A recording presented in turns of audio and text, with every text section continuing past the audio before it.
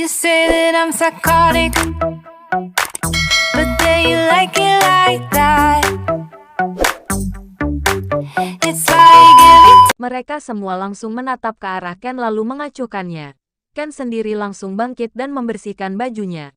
Kalian teman apaan gak mau nolongin temannya yang lagi terpuruk? Jawab dulu. Kalian kenapa bisa sampai sini? Tahu dari mana kalian? Tanya Ravendra kesal. Dari Kiara. Jawab Haikal santai. Hah, gue? Tanya Kiara terkejut. Karena dia tidak pernah memberitahukan pada siapapun tentang liburan ini bahkan dengan Shelin sekalipun. Beberapa jam sebelumnya saat Ken dan Haikal uring-uringan di halaman belakang rumah Haikal. Ken memilih memainkan ponselnya. Dan terlihat jelas di status sosial media Kiara jika mereka akan berlibur dan tempatnya juga tertera di sana. Lalu Ken langsung mengambil inisiatif untuk menyusul mereka. Kal, lihat nih mereka lagi liburan. Ikutin yuk. Ajak Ken. Cek, liburan gak ngajak-ngajak. Nggak bisa dibiarin ini, ayo kita susulin. Gue juga mau liburan kali. Lagian Senin juga libur kan. Liburlah. Kan tanggal merah. Emangnya lo nggak punya kalender apa? Kalender gue hitam semua. Nggak suka gue warna merah jadi gue tebelin pakai spidol. Sahut Haikal. Serah atok lo. Iya udah ayo kita meluncur. Ajak Shelin kalau bisa. Usul Ken. Ha benar. Biar bisa berduaan sama Ayang. Ayang, kayang kali. Timpal Ken. Ken langsung masuk ke dalam. Rumah ini terlihat sepi karena orang tua Haikal sedang pergi keluar kota. Dan di rumah hanya ada mereka berdua dan asisten rumah tangga saja. Bi, kami mau pergi liburan ya. Bibi jaga rumah aja. Kalau mau liburan di belakang sama Kang Amar, ledek Ken. Mau liburan kemana? Bibi mau gak sama si Amar. Mending Bibi sama Jaemin. Jawab si Bibi. Siapa Jaemin Bi? Itu loh artis Korea. Masa Aden nggak tahu? Ken membulatkan matanya. Astaga, iya deh serah Bibi aja. Dia mah ganteng. Kalau si Amar mah mukanya kayak ikan piranha. Bagus atuh Bi, biar bisa gigit-gigitan. Ogah, kalau yang gigit Jaemin mah Bibi mau. Iya udah kalau gitu. Ken titip salam sama Jaemin ya Bi. Bilang titip cilok 2, sahut Ken. Si Aden. Ayah-ayah wae. Mana ada cilok di sana? Jadi di sana adanya apa? Tabloid. Apa itu tebok? Tanya Ken mengerutkan keningnya. Itu loh yang sering dimakan sama orang Korea. Terus satu lagi rayon. Iya udah itu pun jadi. Kalau gitu Ken mau ke atas dulu ya, Bi. Haikal sudah lebih dulu naik ke atas. Dan Ken langsung menyusulnya. Tebok sama rayon. Kal, lo tahu makanan Korea? Tebok sama rayon. Kata Bibi itu makanan orang Korea. Tanya Ken serius.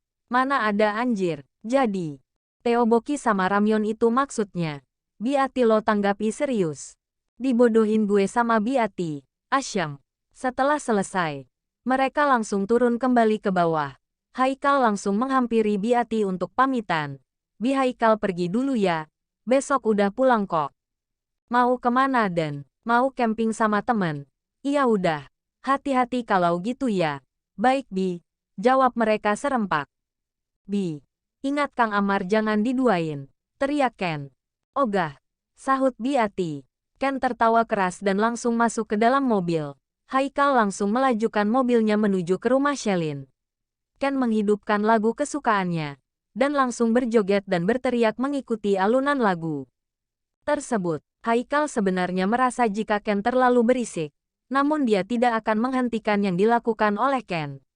Mungkin bisa saja lelaki itu sedang berusaha menutupi lukanya atau sedang melupakan semua kesedihan yang dia rasakan. Sesampainya di tempat Shelin, Haikal langsung turun dan membunyikan bel. Iya.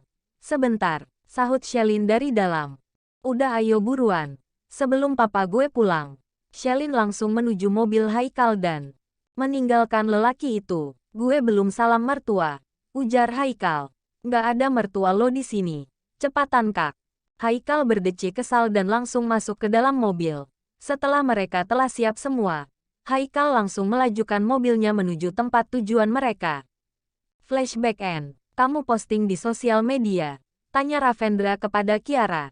Kiara menganggukkan kepalanya. Tapi kan kalian Kenapa ganggu kebersamaan kami? Tapi, ya udah deh ramai-ramai seru juga. Seru apaan? Ketus Ravendra. Dia kesal dan masuk ke dalam tenda. Yaelah si Bambang tega banget lo nggak ngajak kawan cute lo ini. Ketus Haikal. Haikal dan Ken langsung masuk ke dalam tenda dan menindih tubuh Ravendra yang sedang telungkup hingga membuat lelaki itu sesak. Cek, pergi kalian sialan. Iya udah sana pasangkan tenda untuk Kiara dan juga Shelin. Gue mau tenda sendiri nggak mau berbagi sama kalian. Ketus Ravendra. Ravendra langsung bangkit dan berjalan menuju keluar. Kia, ayo kita cari kayu bakar dulu. Awas aja ya gue balik tenda belum terpasang. Ancam Ravendra kesal. Siap pangeranku. Jawab Ken centil. Ravendra langsung mengalihkan pandangannya dan merangkul pundak Kiara. Kini mereka menelusuri tempat ini. Walaupun terbilang hutan tapi tetap indah. Dan juga sudah dijamin keamanan hutan ini. Mereka berada di puncak. Sedangkan Ravendra dan Kiara sudah turun ke bawah. Banyak sekali yang melakukan camping di tempat ini. Bahkan di sini banyak berbagai makanan ataupun minuman membuat Kiara sangat menyukainya. Sayang, untuk apa cari kayu bakar? Bukankah udah ada ya? Tanya Kiara. Mas lagi pengen berduaan sama kamu tanpa ada para pengganggu. Jadi kita di sini aja ya nikmatin tempat ini. Jelas Ravendra. Kiara tersenyum manis lalu menganggukkan kepalanya. Lalu manik mata Kiara membulat saat melihat anak kecil sedang menangis terseduh-seduh. Kiara langsung menghampirinya. Hei, kamu kenapa nangis? Tanya Kiara lembut dengan memegang bahu anak perempuan itu. Aku nyariin mamaku. Mama entah pergi kemana. Jelasnya dengan senggugukan. Tadi kamu kesini sama siapa? Sendiri.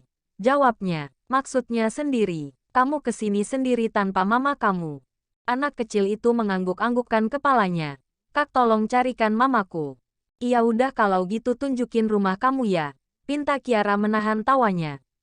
Kamu dulu gitu juga nggak sih? Mama kamu jelas di rumah nyariinnya ke tempat tetangga. Tanya Kiara kepada Ravendra. Nggak, emang kayak kamu. Kiara menggenggam tangan anak manis itu. Namun Ravendra langsung menggendongnya agar bisa lebih cepat sampai. Kiara menatap ke arah suaminya dengan tersenyum manis. Di mana rumah kamu? Tanya Ravendra. Di sana, anak kecil itu menunjuk ke arah perumahan warga elit. Tangan satunya menggendong anak kecil tersebut dan satunya lagi dia gunakan untuk menggenggam tangan Kiara. Dia seperti sedang membawa dua anak kecil yang menggemaskan. Yang mana rumah kamu cantik? Tanya Kiara kepada anak kecil itu. Kakak lebih cantik. Nanti kalau aku udah besar mau jadi cantik juga kayak kakak. Jawab anak itu tanpa diduga. Kiara membulatkan matanya dan tertawa kecil. Masa iya kakak cantik? Anak kecil itu menganggukkan kepalanya.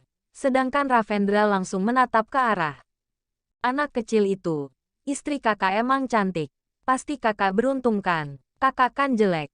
Kiara langsung tertawa keras saat anak kecil itu mengatai Ravendra jelek. Masa ganteng gitu dibilang jelek sih? Masih ganteng papa aku. Jawabnya. Anak kecil ini ngelunjak juga ya. Gumam Ravendra. Itu kak rumahku. Anak kecil itu menunjuk rumah mewah di hadapan mereka. Mereka langsung menuju ke rumah tersebut dan membunyikan bel. Dan langsung ada seorang asisten rumah tangga membukakan pintu. Membuat wanita parubaya tersebut langsung menangis haru karena anak itu sudah ditemukan. Alhamdulillah. Non Asya dari mana aja? Tanya asisten tersebut.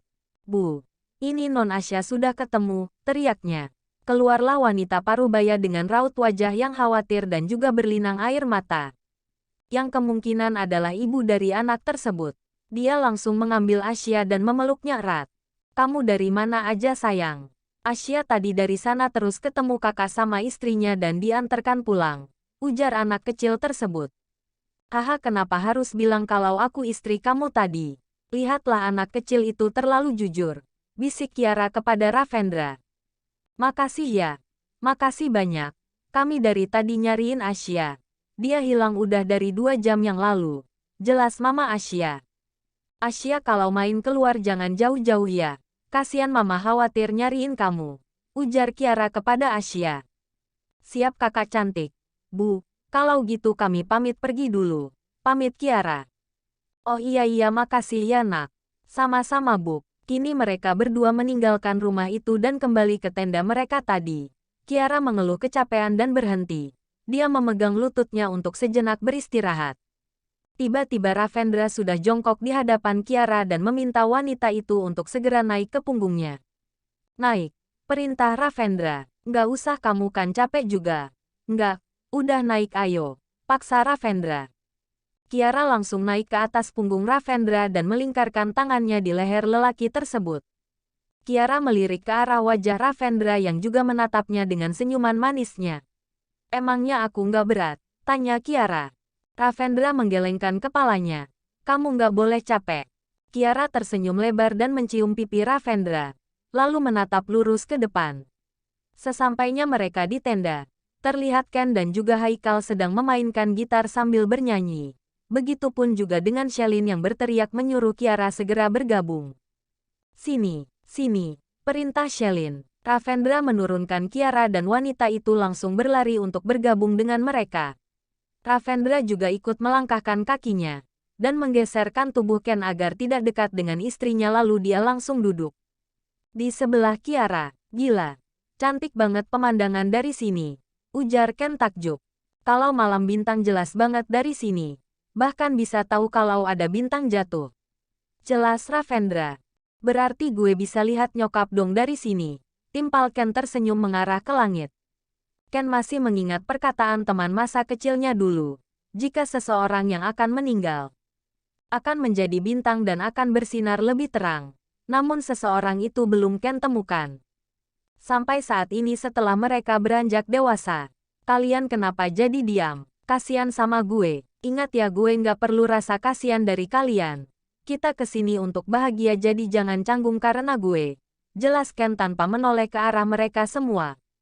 Woi, enak kali ini. Ini buah apa ya? Tanya Haikal untuk memecah keheningan. Itu anggur. Jawab Shelin datar. Kalau ini apa? Nggak enak. Tanya Haikal berbohong saat mencicipi makanan masakan Kiara. Kiara langsung membulatkan matanya dan memukul Haikal menggunakan vas bunga yang dia letak di tengah-tengah, membuat Haikal meringis. Enak aja nggak enak. Itu masaknya pakai hati ya. Kalau emang nggak mau ya udah sini. Kiara menariknya kembali dan menatap tajam ke arah Haikal. Pulang lo sana. Enak aja ngatain masakan pacar gue nggak enak. Ketus Ravendra. Shelin, tolong, ujar Haikal. Kalian jangan gitu dong. Kan kasihan bayi simpanse ini, ujar Shelin dengan berpura-pura sedih. Cek, sialan, umpat Haikal. Shelin langsung tertawa keras, sedangkan Haikal langsung mendekatinya dan menggelitiki. Pinggang Shelin membuat wanita itu memohon ampun. Ampun, Kak Ken tolongin. Bayi simpanse ngamuk. Teriak Shelin. Kak Ken, tolongin. Nggak ada. Dia lagi ngehayal uang turun dari langit. Celetuk Haikal. Ken langsung menoyor kepala Haikal dan menariknya. Tenang, Abang Ken akan selamati bidadari Abang Ken. Sudah-sudah. Mending kita bakar ikan gimana? Usul Kiara. Yang lainnya langsung setuju. Kini semua membuat tempat pemanggangan dengan alat seadanya. Bagian Ken dan Haikal membuat tempat bakaran. Sedangkan Shelin dan Kiara mengambil ikannya. Kak Ken, ikan mulutnya kenapa mirip sama Kak Haikal ya? Tanya Shelin serius. Dia anak gue. Puas lo pada. Ketus Haikal. Ravendra menyiapkan peralatan lainnya. Dan saat ikannya masih ada yang hidup dan meloncat Shelin langsung menepisnya dan mengarah ke Haikal. Hingga seperti terkena tamparan ikan. Membuatnya langsung meringis. Ken langsung tertawa keras. Ikan aja kesel lihat muka lo. Gimana kami coba? Cek. Ganteng gini. Kak sorry ya. Ikannya tiba-tiba loncat. Gue refleks gampar tuh ikan. Ujar Shelin tersenyum lebar. Iya. Mumpung gue ganteng jadi gue maafin. Makasih orang ganteng. Sahut Shelin. Hah, Haikal terkejut. Dan langsung memegang dadanya dan tertidur di atas rerumputan. Lebay lo badut. Ken mengarahkan asap bakaran ke Haikal. Membuat wajah lelaki itu menghitam. Hingga semuanya sontak tertawa. Cek, sialan lo Ken. Umpat Haikal. Haikal langsung bangkit dan mengarahkan asap itu ke arah Ken. Namun malangnya Ravendra juga ikut terkena. Hingga wajahnya ikut menghitam. Ups. Haikal melemparkan alat untuk mengipasi api tersebut dan langsung berlari. Kalian benar-benar nggak ada gunanya, teriak Ravendra. Ravendra langsung mengejar mereka dua, membuat Kiara dan Shelin menggelengkan kepalanya, dan merapikan tempat yang telah jadi berantakan dibuat tiga lelaki itu. Ravendra mengusap wajahnya hingga hitam di wajahnya menghilang. Begitupun dengan dua lelaki yang sedang berlari di depannya yang menghindari dirinya. Ravendra menambah kecepatannya dan langsung menarik kerah baju kedua lelaki itu. Mau kemana kalian Hai, ganteng, sapa seorang wanita. Ketiga lelaki itu sontak menatap ke depan dan membulatkan matanya. Di tempat seperti ini saja ada orang gila dengan tampilan yang acak-acakan, dan juga selalu menggulung rambutnya menggunakan tangannya. Wanita itu langsung berlari ke arah mereka, hingga membuat mereka sontak berkata, "Stop!" Namun wanita gila itu tidak juga berhenti dan tetap berlari ke arah mereka, membuat Ravendra refleks melepaskan baju kedua lelaki itu dan mendorongnya hingga mereka terjatuh dan tepat di kaki wanita gila itu. Sedangkan Ravendra telah berlari menuju tendanya. Cek, Ravendra sialan, umpat Ken dengan gemetar. Mereka berdua dengan perlahan mengangkat wajah ke atas, dan membulatkan matanya saat wanita gila itu tersenyum manis ke arahnya. Arg! Teriak mereka berdua. When there's no more hope is left in me, I can see what comes by.